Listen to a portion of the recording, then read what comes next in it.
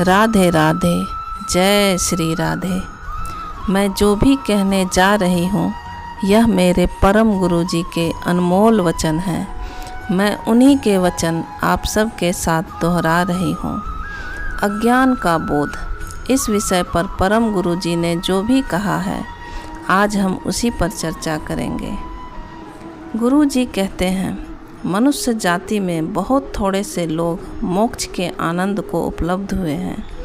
इसलिए नहीं कि मोक्ष बहुत मुश्किल है, बल्कि इसलिए कि मोक्ष के लिए हम जिन रास्तों का चुनाव करते हैं, कई बार वे रास्ते ही हमारे लिए बाधा बन जाती है।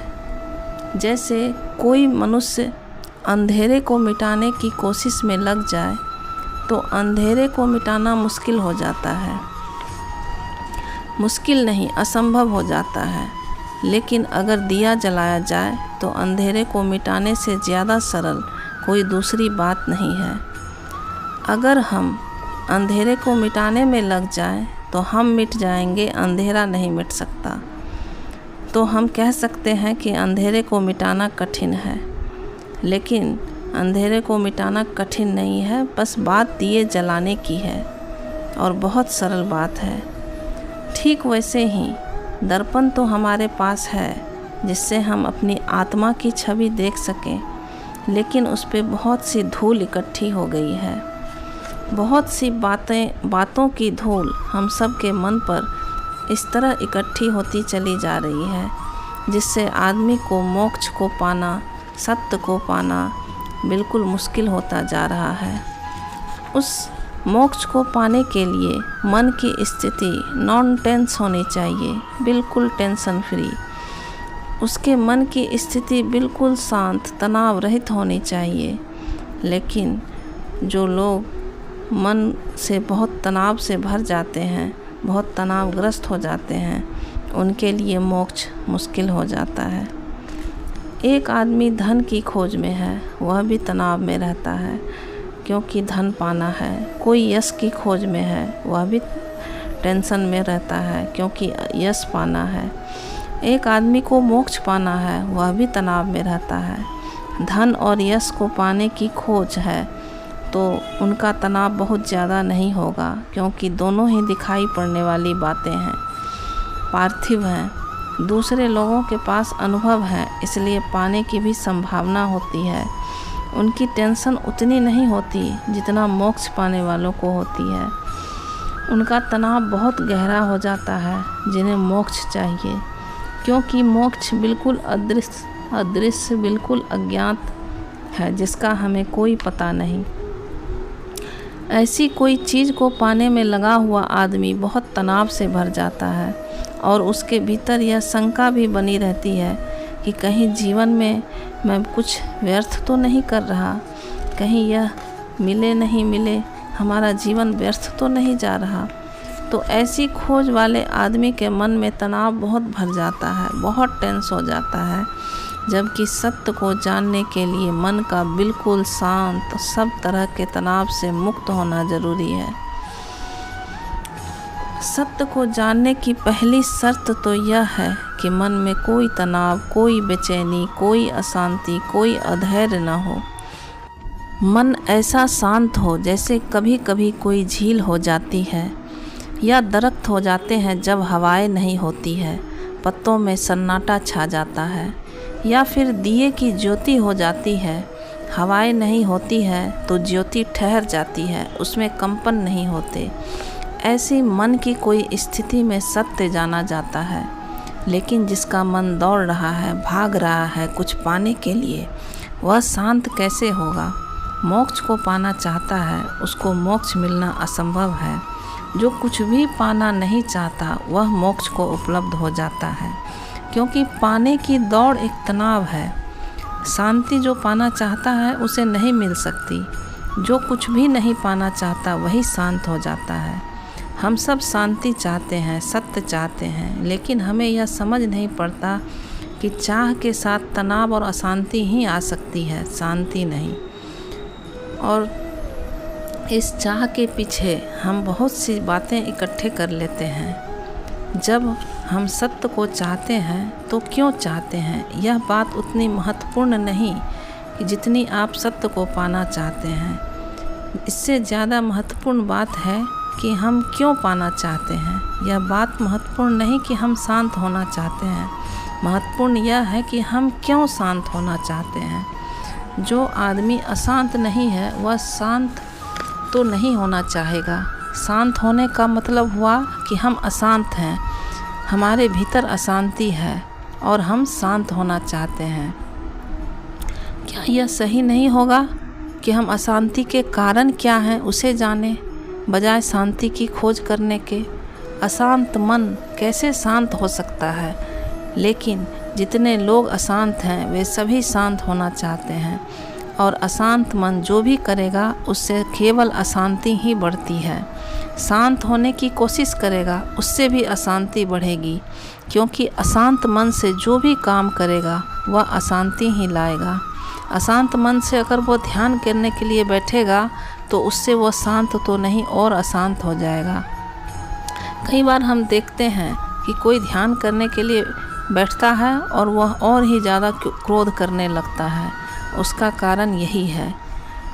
जीवन के भीतर पूरे कारण खोजने ज़रूरी हैं कि मैं अशांत क्यों हूँ, पहले कारण जानना ज़रूरी है।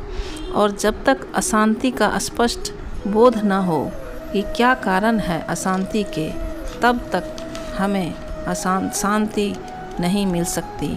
और बड़े आश्चर्य और रहस्य की बात यह है कि जो भी व्यक्ति अपने अशांति के कारण को जान लेता है वे कारण उससे छूटने शुरू हो जाते हैं और वह शांत होना शुरू हो जाता है मात्र कारण जानने से। ठीक ठीक जान लेना कि मैं क्यों अशांत हूँ, अशांति से मुक्ति की शुरुआत हो जाती है। क्योंकि यह असंभव है कि कोई व्यक्ति जानते हुए अशांति को चुने।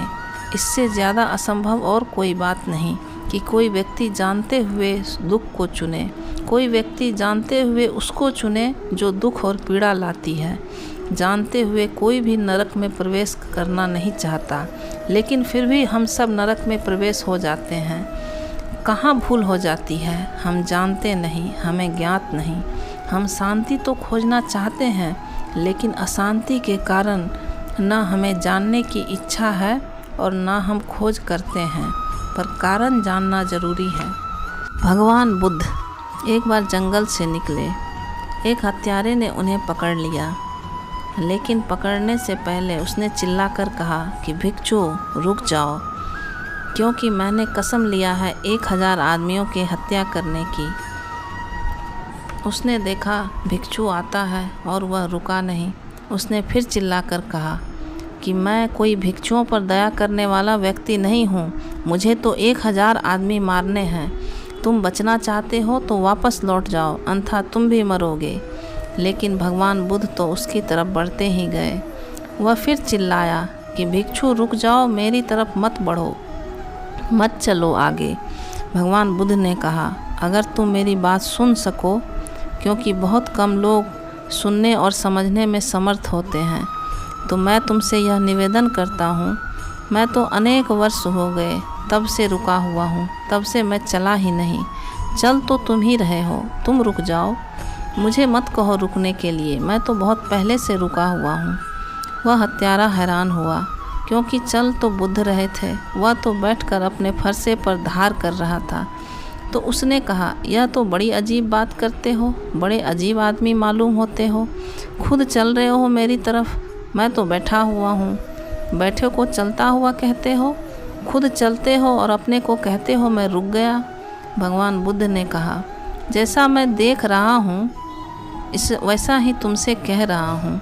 इधर बरसों से मैं चला नहीं, क्योंकि जिस दिन मेरा मन ठहर गया उस दिन भीतर सब रुक गया, कोई गति नहीं है।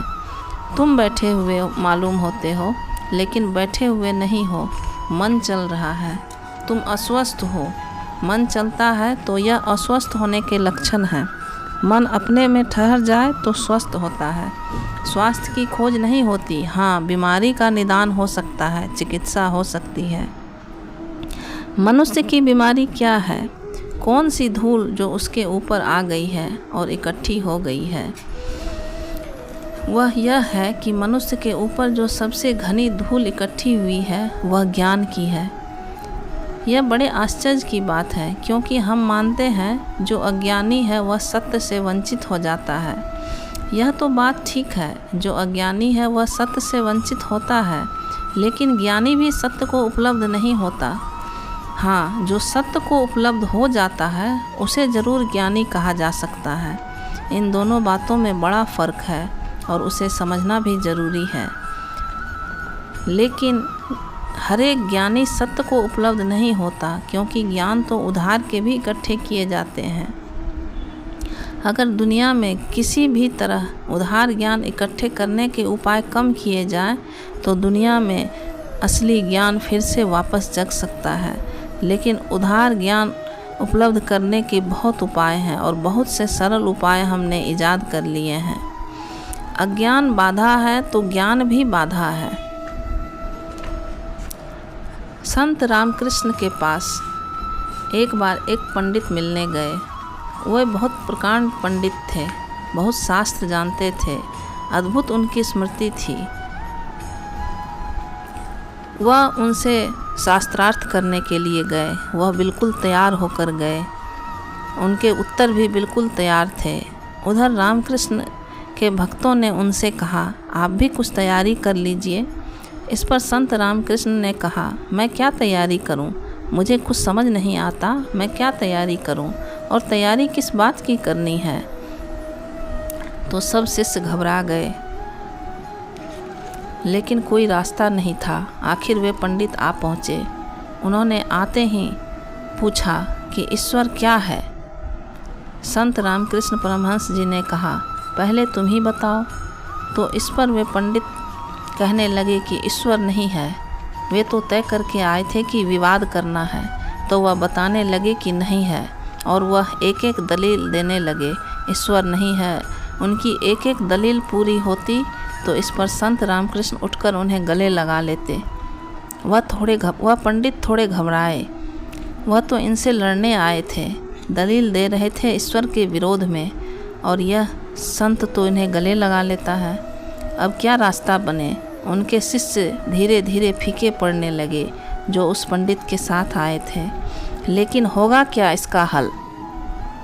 पंडित की दलील भी धीरे धीरे फीकी पड़ने लगी। शिष्य उदास होने लगे, क्योंकि लड़ाई होने लगे तो चित्त में जोश आता है, और अब वह जोश का कोई कारण ही न रहा।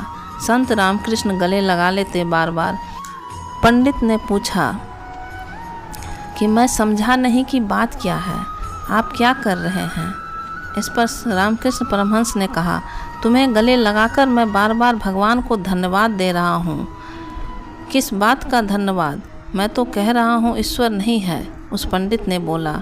इस पर संत रामकृष्ण ने कहा, इसलिए तो इतनी अद्भुत प्रतिभा, इतना अद्भुत विचार, इतनी अद्भुत बुद्धि मेरे लिए ईश्वर का सबूत हो जाती है। मुझे तो पत्ते में प्राण दिखाई पड़ता है तो वह मेरे लिए ईश्वर हो जाता है। मुझे तो चांद निकलता है रात में तो ईश्वर हो जाता है। मुझे तो एक तितली उड़ती है तो ईश्वर हो जाता है। एक फूल खिलता है तो वह ईश्वर हो जाता है। तो मनुष्य की प्रतिभा ऐसी विकसित हुई है तुम्हारे भीतर, तो मेरे लिए ईश्वर हो गई। तो तुम प्रमाण देते हो कि ईश्वर न होने का मेरे लिए तुम प्रमाण हो गए। अब मैं क्या करूं? अब मैं क्या करूं और क्या ना करूं? इसलिए उठ कर तुम्हें गले लगाता हूं। धन्य हो भगवान।